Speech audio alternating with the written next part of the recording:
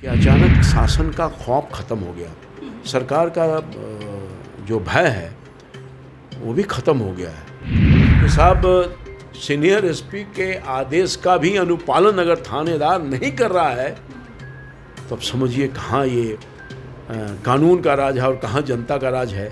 Senior SP और IG, DIG सारे लोग यहाँ बैठे हुए हैं, मगर अपराध पर नियंत्रण जब राजधानी पटना में नहीं हो रहा है तो पूरे बिहार में कैसे हो रहा होगा।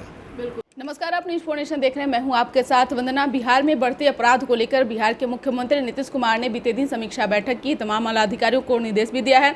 वहीं अगर बात बीजेपी की करें तो बीजेपी की तरफ से कहा जा रहा है कि बिहार में महागठबंधन की सरकार नहीं है बल्कि राक्षस राज है। हमारे साथ बात करने के लिए हैं बीजेपी सांसद रामकृपाल यादव। कैसे देख रहे हैं, लगातार लॉ एंड ऑर्डर की अगर बात किया जाए तो बिहार में बढ़ता ही जा रहा है, कैसे इस चुनौती को महागठबंधन की सरकार बनी है? अचानक अपराध की घटना गंभीर हो गई है और लगातार वृद्धि हो रही है। मुख्यमंत्री जी ने सचमुच में चिंता जाहिर की है, मगर उनके प्रयास का कोई असर नहीं हो रहा है। मैं समझता हूँ कि निश्चित तौर पर एक जो शासन का खौफ और भय होना चाहिए वो है नहीं। शासन तो रोब दाब से चलता है ना, तो मैं समझता हूँ कि वो रोब दाब है नहीं। अब एक छोटा सा इसी आपराधिक घटना के क्रम में जो पटना में तो लगातार हो ही रहा है, न सिर्फ राजधानी, एक दिन में एक साथ दो 3 मर्डर हो जा रहा है, डकैतियाँ हो रही है, छीन छोड़ हो रहा है, यानी कई तरह की आपराधिक घटना छोटी बड़ी लगातार हो रहा है। और पटना में नहीं, पूरे बिहार में लगता है कि अचानक शासन का खौफ ख़त्म हो गया, सरकार का जो भय है वो भी ख़त्म हो गया है। और एक छोटा सा एग्जाम्पल हम देना चाहेंगे, कल ही की घटना है। परसों सुबह में एक अभय जी हैं, वो तारनपुर गांव के रहने वाले हैं, जो मेरे क्षेत्र से सटाई हुआ है, पुराना क्षेत्र था हमारा। तो वो घटनाक्रम असल में हुआ है वो हमारे क्षेत्र परसा में ही हुआ है, परसा थाना के अंतर्गत घटनाक्रम हुआ।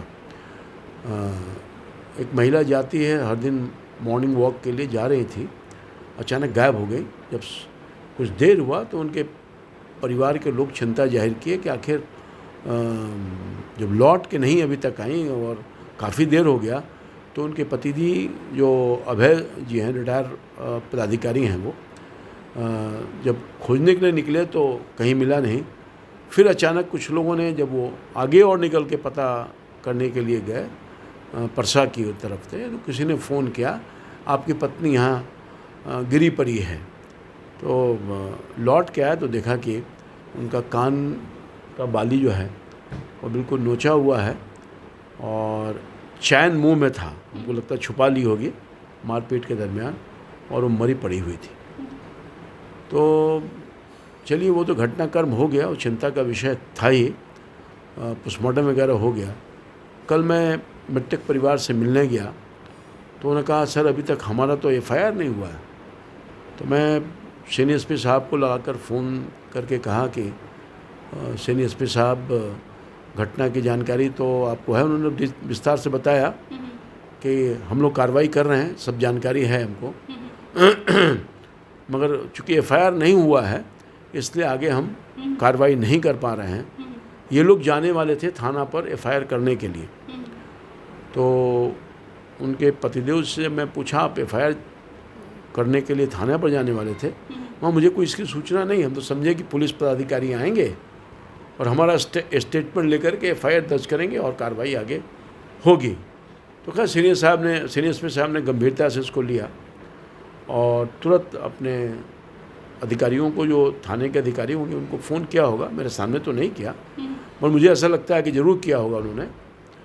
और मगर हमने जब मैं अपने छत में घूम ही रहा था बेटा दुल्हिन बाज़ार की तरफ, तो मैंने अचानक फ़ोन करके अभय से पूछा, क्या एफआईआर दर्ज हो गया?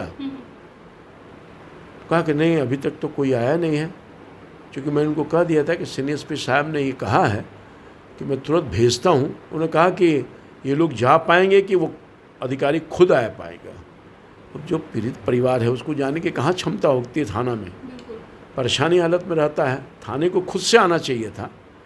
और इतने यानी परसों सुबह की घटना है, कल दोपहर तक एफआईआर नहीं हुआ, तो ये लॉ एंड ऑर्डर है और ये सुशासन के राज है, ये मैं आपको बताना चाह रहा हूँ और आपके माध्यम से बिहार के दर्शकों को बताना चाह रहा हूँ कि क्या स्थिति है, एक थानादार का कितना रसूख है, कोई सीनियर एसपी के आदेश का भी अनुपालन नहीं कर रहा है, ये मैं कहना चाह रहा हूँ। चूँकि जब वो रात तक भी 9:00 बजे मैंने उनको फ़ोन किया, अभय जी को, जो तारनपुर के निवासी हैं, तो उन्होंने कहा कि नहीं सर, अभी तक तो फ़ोन ज़रूर आया है, हम आने वाले हैं, मगर अभी तक कोई आया नहीं है। तो मैंने फिर सीनियर साहब के संज्ञान में डाला कि आपको सुबह दोपहर में मैंने फ़ोन किया, अभी 9:30 बज रहे हैं, अभी तक कोई अधिकारी नहीं गया है। तो फिर उन्होंने पूछताछ किया होगा, बातचीत की होगी अपने अधिकारियों से, तो फिर थोड़ी देर बाद मालूम हुआ कि पहुंच गया। तो मेरे कहने का मतलब ये है कि साहब, सीनियर एसपी के आदेश का भी अनुपालन अगर थानेदार नहीं कर रहा है, तो अब समझिए कहाँ ये कानून का राज है और कहाँ जनता का राज है। एक महिला जिसकी जान चली गई और उसको नोटिस लेने वाला कोई शासन में बैठा हुआ नहीं ले रहा है, तो अब समझिए कितना शासन का राज। इस तरह की रोज़ घटना, और मैं बताऊं आपको, उस इलाके में मुझे जानकारी मिली कि कोई ऐसे दिन नहीं है जब घटना नहीं होता है। कहाँ है शासन, कहाँ है सरकार। छोटा सा एग्जाम्पल हम दे रहे हैं, और वो चलता फिरता रोड है, आबादी काफ़ी है उस पर, रोड बने हुए हैं। तो मुझे बताया गया कि हर दिन किसी न किसी के साथ छीन छोर होता है, और ख़ास तौर पर सबसे गंभीर मामला ये है कि जो लड़कियां पढ़ने लिखने जाती हैं, महिलाएं जाती हैं बाज़ार, पुनपुन बाज़ार वहाँ से बिल्कुल करीब है, पटना जाने के रास्ते में ही पुनपुन बाज़ार है, वहाँ करने लोग जाता है, या पटना जाता है, या इंस्टीट्यूट में पढ़ने के लिए बच्चे जाते हैं, या कॉलेज स्कूल में जाते हैं, वो भी असुरक्षित है।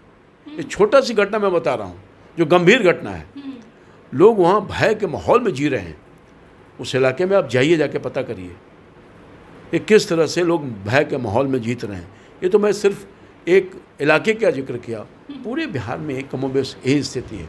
कोई दिन ऐसा नहीं है जब बैठक की असर नहीं, मुझे नहीं लगता है। समीक्षा बैठक मुख्यमंत्री जी ने किया है और गंभीरता के साथ पहले भी बैठक करते रहे हैं। ये नहीं कि कोई पहली बैठक है, पहले भी बैठक करते रहे हैं, पहले भी अफसरों को डायरेक्शन देते रहे हैं, अफसर हावी हैं। मगर मुझे लगता है कि उनके डायरेक्शन का, उनके निर्देश का कोई असर अधिकारी पर नहीं हो रहा है, नीचे थाने पर नहीं हो रहा है, और पूरे बिहार में अराजकता की स्थिति है। लोग भय खौफ के वातावरण में जी रहे हैं। जैसा कि कल की घटना में बताया, लोग इतने डरे हुए हैं, इतने डरे हुए हैं कि मैं उसका एक्सप्लेन नहीं कर सकता जुबान से। हालात बहुत गंभीर है, और कहा जाता है कि जनता का राज है, सुशासन है, मगर मुझे नहीं लगता है कि जनता का राज है। मुझे लगता है कहीं न कहीं अपराधी बेखौफ हो गए हैं, अपराधी रोज़ अपराध कर रहे हैं। जब राजधानी में, जहां मुख्यमंत्री सहित डीजीपी जैसे वरिष्ठ अधिकारियों की निगरानी में ये राजधानी है, वहाँ भी न जाने कितने डीएसपी, इंस्पेक्टर और एएसपी, सीनियर एसपी और आईजी, डीआईजी, सारे लोग यहाँ बैठे हुए हैं, मगर अपराध पर नियंत्रण जब राजधानी पटना में नहीं हो रहा है, तो पूरे बिहार में कैसे हो रहा होगा। बिल्कुल। इसलिए बहुत चिंता का विषय है, और आज मैं यही कह सकता हूँ कि लोग असुरक्षित महसूस कर रहे हैं। माँ बहनों की इज्जत आबरू भी खतरे में है। आप जाके पूछ सकती हैं, मैं जिसका घटना बताया। बिल्कुल। तो इसलिए मैं समझता हूँ कि सरकार को गंभीरता के साथ इसको लेना चाहिए और नियंत्रण करना चाहिए अपराध पर। अपराध कई तरह का हो रहा है, जिसका वर्णन अगर करूं तो शायद लंबा हो जाएगा। इसलिए आम तौर पर ये कहा जाता है कि अपराधी भय और खौफ से हैं, और ये कह देना कि कानून अपना काम करेगा। रोज़ मर्डर होता रहे और एक सरकारी बयान या पॉलिटिकल बयान आ जाए कि अपराधी कानून अपना काम करेगा, तो कानून तो अपना काम कर ही रहा है। रोज़ मर्डर हो रहा है, बलात्कार हो रहा है, हत्या हो रहा है, डकैती हो रही है, चोरी हो रही है, ये और कोई कानून चाहे कितना से कितना बड़ा भी अपराधी हो, ये भी बयान में सुनता हूँ पॉलिटिकल पार्टी जो सत्ता पक्ष में बैठे हुए हैं कि कोई बख्शा नहीं जाएगा। अरे भैया, नाटक मत करो, बयानबाजी मत करो, चिंता करो, जिम्मेदारी है बिहार की जनता ने।